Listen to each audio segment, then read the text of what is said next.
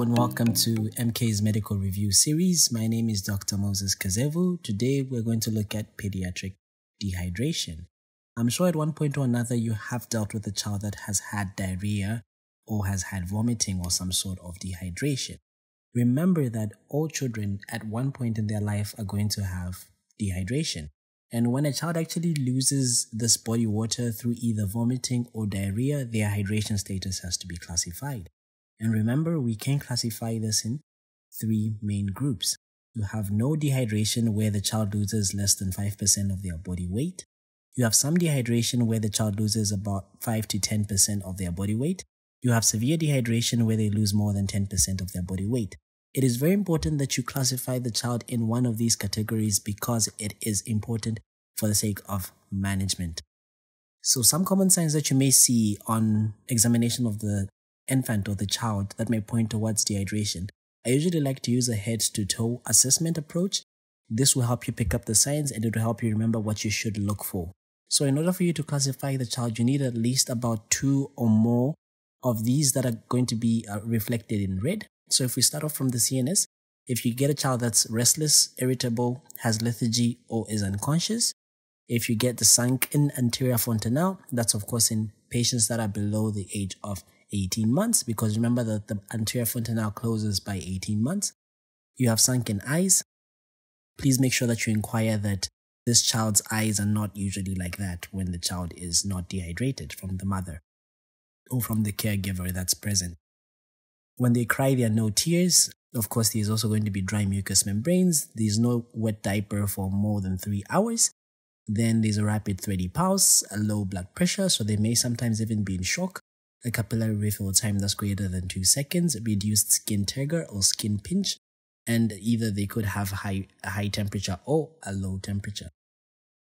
So we'll begin with no dehydration. So in children that have no dehydration, they pretty much do not have enough signs to classify them under some dehydration or severe dehydration. So your child may be alert.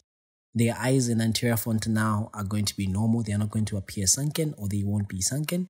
When they cry, there will be tears that are present. The mucous membranes, the tongue, the mouth will be moist. The child, of course, is going to drink normally and they won't be thirsty.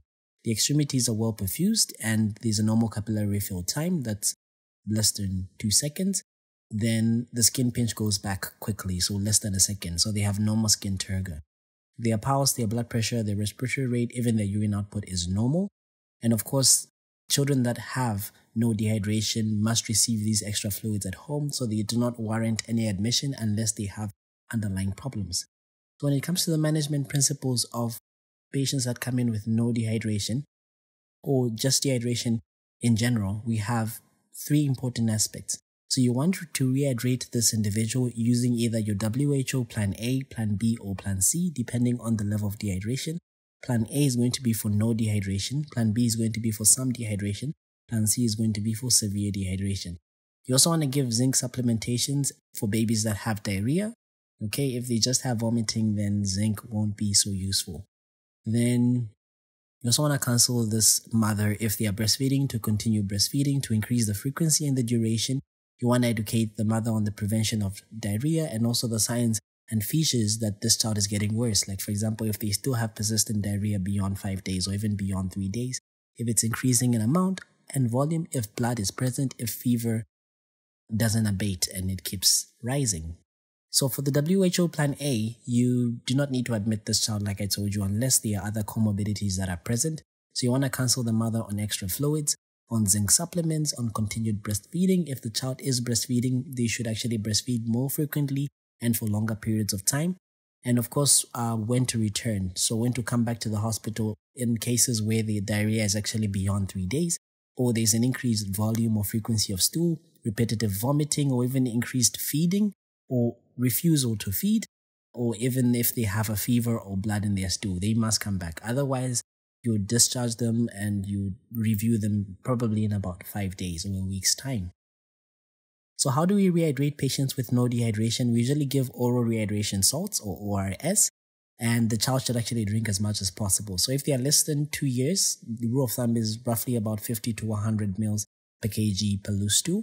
If they are between 2 to 5 years, 100 to 200 mils per loose stool That should have been Pelusto in the previous statement, not Pekeji Pelusto.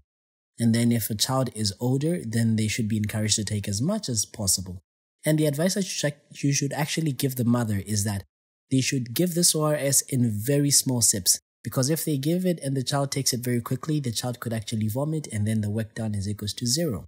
So if the child actually vomits, you want to wait for 10 minutes or so, then you want to continue feeding them much slowly. I don't know what slowly is. And you want to give them extra fluids until the diarrhea and the vomiting stops, obviously. And you teach the mother how to mix the ORS and give her 2 sachets as she goes home. I shall also teach you how to make the ORS, or how to create this ORS.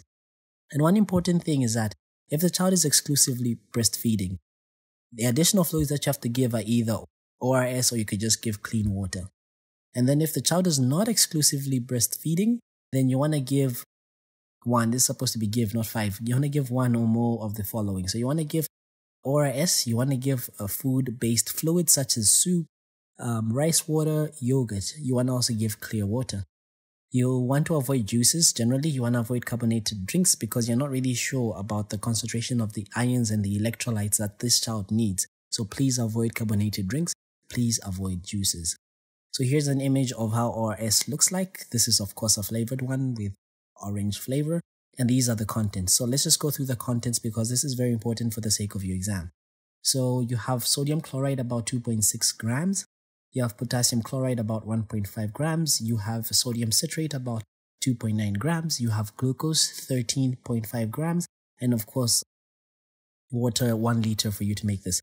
And when you make it in 1 liter, the total osmolarity will come to 245. So that's going to have sodium at 75 millimolar concentration. Then the potassium at 20, chloride at 65, citrate at 10, and glucose at 75. And if you get a sachet that's 21 grams, like this one, you're going to dissolve it in 1 liter of water. If you get a sachet that's 4.2 grams, you're going to dissolve it in about 200 mils of water. So how do we actually mix the ORS? So we actually open the sachet and we pour the contents in a 200 mils water if it's with the 4.2 gram sachets, or 1 liter water if it's with the 21 gram sachets of tap water. And please, if you're using tap water and you're not really sure where the source of the tap water is and it's not yet purified, please boil the water for at least 15 to 20 minutes. My rule of thumb is that you should actually see the bubbles in the water. Then you are safe to say that this water is actually boiled. Then you can make your ORS and then allow it to cool and then give it to the child.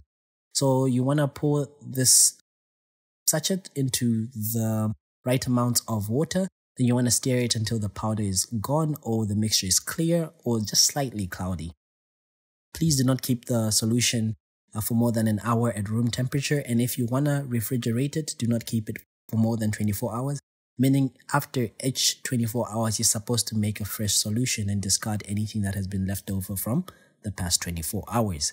If you do not have the ORS sachets, you could actually make it from just sugar and salt. So get 6 level teaspoons of sugar with half a level teaspoon of salt. Do not add a lot of salt because it's going to be bitter and the child may not take it.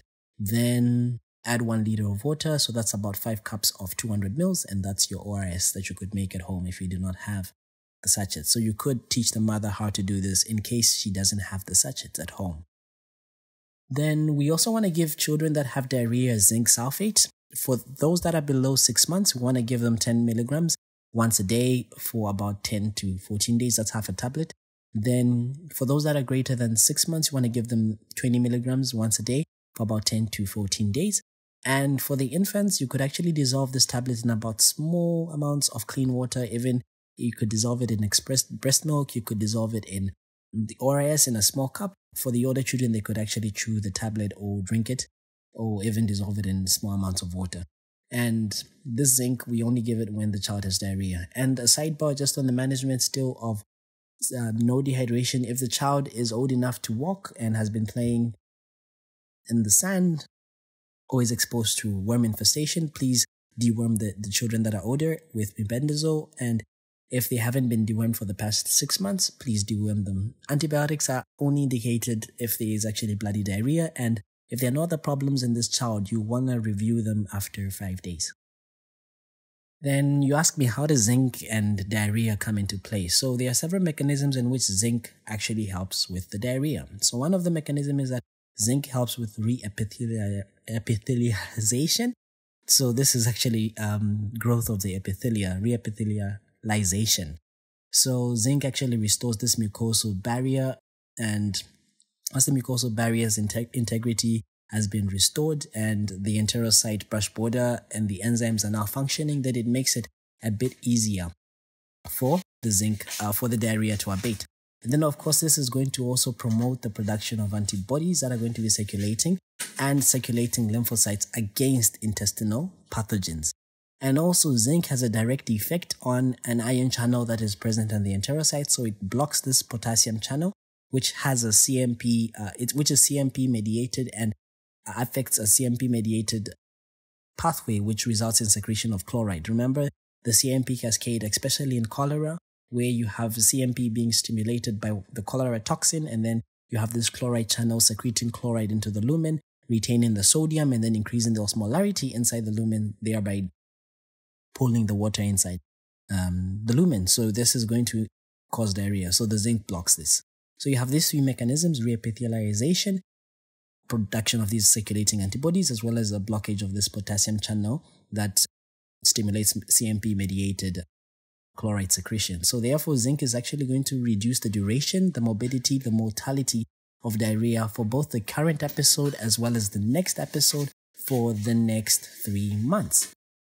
Then when you're talking about some dehydration, you have a child that has 2 or more of the following things. So they may have restlessness, they may have irritability, they may have sunken eyes and a sunken anterior fontanelle. They may have tears that are absent when they're crying. They will have a dry mouth, they may have a dry tongue, they may be eager to drink. So obviously they will be thirsty. And of course there's going to be a skin pinch that goes back slowly. So that's about 1 to 2 seconds. If you have a weighing scale, please weigh the child if possible and use Plan B.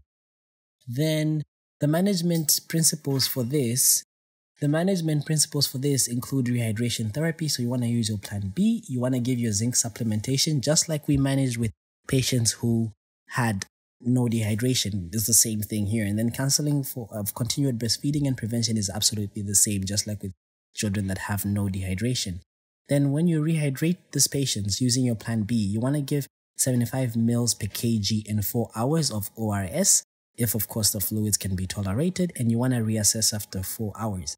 So if there's no dehydration that may be there, you may transition them to about Plan A, which is 10 mils per kg per loose stool, or those figures that I gave you earlier on. And of course, the same advice goes here. Give the ORS slowly. If the child vomits, you want to wait for 10 minutes and then continue giving them the ORS. Now, if the child cannot tolerate these oral fluids, you can give the same amount via intravenous over 4 hours. So you may give it IV Ringer's lactate, which is also known as Hartmann's solution. Or otherwise, if you do not have Ringer's lactate, you may also give normal saline,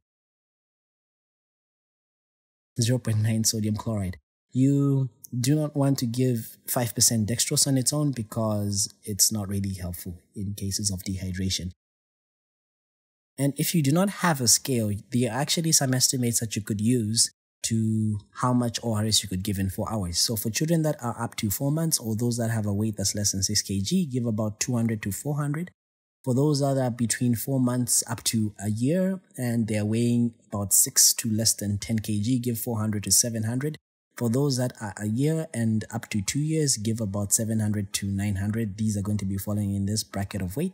For those that are between 2 years and 5 years, that is between 12 to 19 kg, give about 900 to 1,400 mils. But of course, this is only used as an approximate if you do not know the weight of the child. If you know the weight of the child, please use the 75 mils per kg in 4 hours. Then a child that has severe dehydration, they are obviously going to have 2 or more of the following signs. So there's going to be lethargy and unconsciousness. There may be a depressed or sunken anterior fontanelle as well as eyes. When the child is going to cry, there'll be no tears. The mouth and the tongue will be, of course, dry. They are unable to drink or they may drink poorly. The skin pinch goes back very slowly, so that's greater than 2 seconds. You obviously want to weigh your child and also use the treatment Plan C urgently. So the same principles of management with this type of dehydration. So you want to rehydrate the child using the Plan C, which we shall talk about Zinc supplementation is exactly the same like I talked about with no dehydration. Counseling and the continued feeding and prevention of diarrhea and the warning signs to look out, exactly the same as I mentioned with no dehydration. And what is the plan C? So you want to start IV fluids immediately. So if the child can drink, give them ORS by mouth, but otherwise, please, if they have severe dehydration, give it as an IV infusion.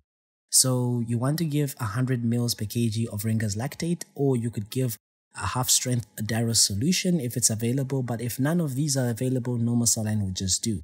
So here it's divided into two main groups. You have the children that are less than a year, then you have the children that are above a year but less than 5 years.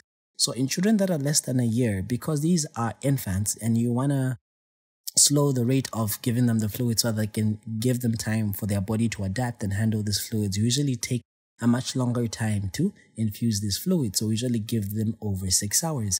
And in the older children that can tolerate these fluids, we usually give them over 3 hours, half the time. So in this 6 hours, you're going to be giving 30 mils per kg in the first hour and 70 mils per kg in the next 5 hours. A total makes 100. So if a child, for example, weighs 10 kg, so you're going to be giving them 100 mils. So you give them 100 mils over the 6 hours. In the first hour, you're going to be giving them 300 mils. In the next 5 hours, you're going to be giving them 700 mils. And then when the children that are much older, this 30 mils per kg is given in 30 minutes. Then the remaining 70 mils per kg is given in 2.5 hours. And then, of course, you reassess this child every 10 to 15 minutes. If the hydration status is improving, you continue as you are giving the fluids. If it's not improving, if their mucous membranes are still dry, if the eyes are still sunken, if the anterior fontanelle is still sunken, you actually want to increase the rate of infusion. But of course, also watch out for signs of overhydration, swelling of the mouth, swelling of the eyelids, just generalized swelling, as well as changes in the blood pressure and changes in the respiratory rate. And then, of course, if an IV fluid infusion is not present, you may actually push in an NG tube and an nasogastric tube and give ORS orally at 20 mils per kg per hour for 6 hours. So you give a total of 120 mils per kg. And then if the abdomen becomes distended or if the child vomits, you can give the ORS much slowly.